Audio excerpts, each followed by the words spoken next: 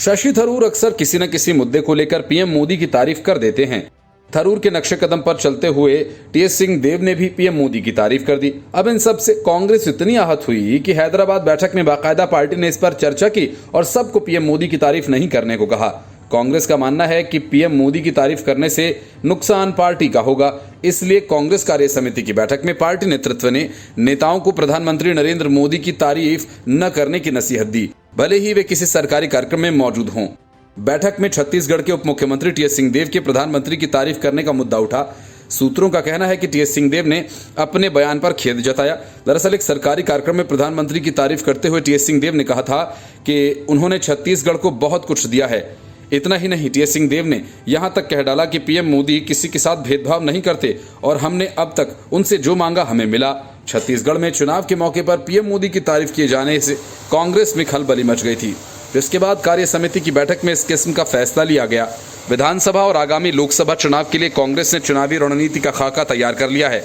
Party OBC, SC, ST, अल्पसंख्यक और महिलाओं को केंद्र में रखकर चुनावी मैदान में उतरेगी। जातिगत जनगणना, महिला आरक्षण विधेयक और एससी, एसटी और ओबीसी के लिए आरक्षण की ऊपरी सीमा बढ़ाने की मांग करते हुए कांग्रेस ने अपना एजेंडा साफ कर दिया।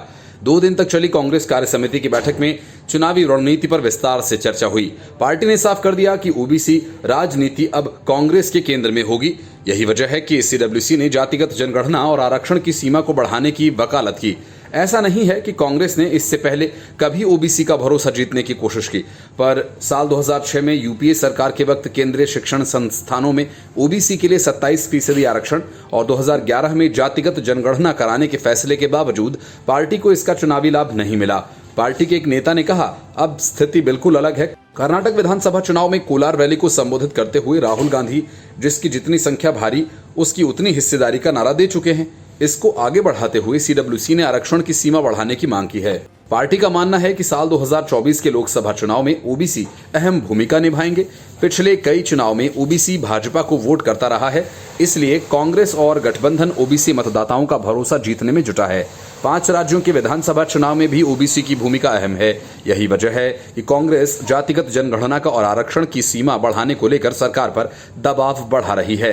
गठबंधन के घटक दल राजद, जदयू और डीएमके पहले से जातिगत जनगणना के हिमायती रहे हैं। ऐसे में पार्टी की चुनावी रणनीति पर इंडिया गठबंधन के घटक दलों की भी छाप नजर आती है। Bureau report, news of India.